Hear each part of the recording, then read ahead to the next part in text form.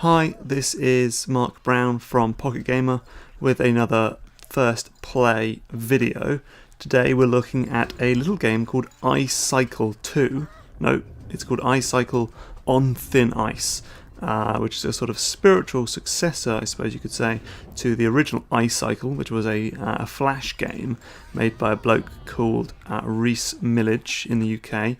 He's sort of working with Chilingo to make it into a fully fledged iPhone game.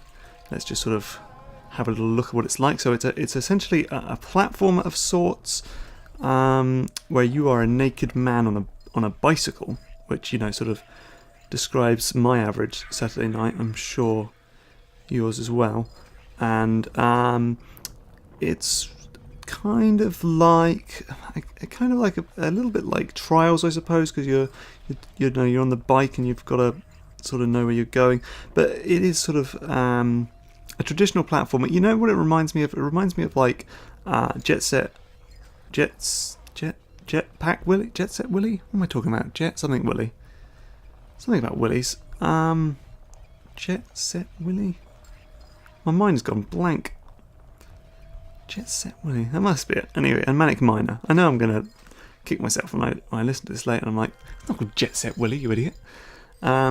Anyway, those are those sort of, I'll come back to that screen in a minute. Those were those sort of little platformy adventure games on the Amiga and the Spectrum and stuff that kind of had the sort of single screen, I'm dead. Single screen sort of rooms, self-contained little rooms where it would sort of get weirder and weirder, and that was sort of part of the appeal, is just sort of seeing what each room was like. Oh dear. I've got a little umbrella to slow me down.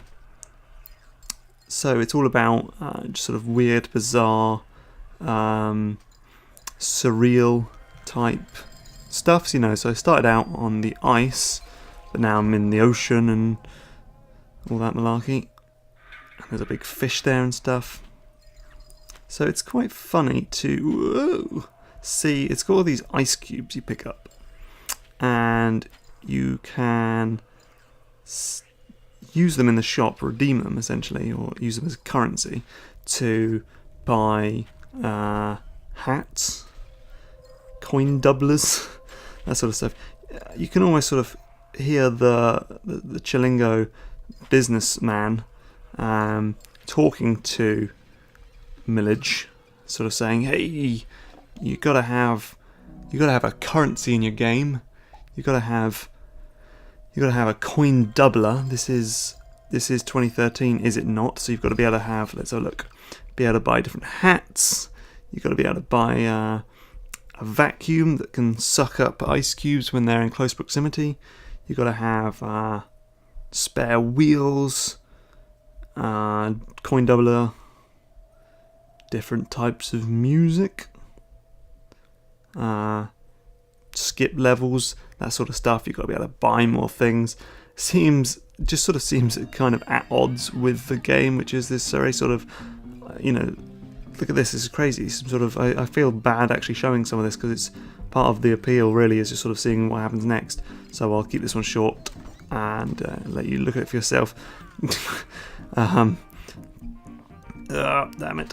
Yeah, so it's this very sort of surreal, artistic indie game, but with this bizarre, sort of very cliched Chilingo style monetization structure around it. Oh my god, I'm really sucking at this, aren't I? Oh god. Checkpoints. Yeah. It kind of really pulls you out of it, where you just sort of want to enjoy it. Oh no! And then it comes up and says, "Do you want to pay to keep playing?" You go, "Oh really? It's one of those sorts of games? Oh, I need a run up. You say, "Oh, it's one of those sorts of games?" I really didn't think it was.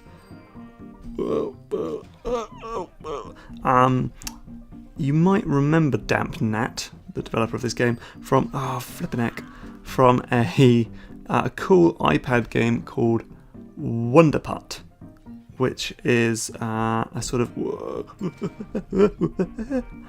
a miniature golf game for iPad. That was pretty cool. Whoa. Oh, Jesus. Oh, I spent some coins or something. How many currencies does this game have? There's like a rose up there. There's wheels. Anyway. Whoa, I can't do this bit. I suck. I don't know what happened there. Okay, I'm just going to do this now.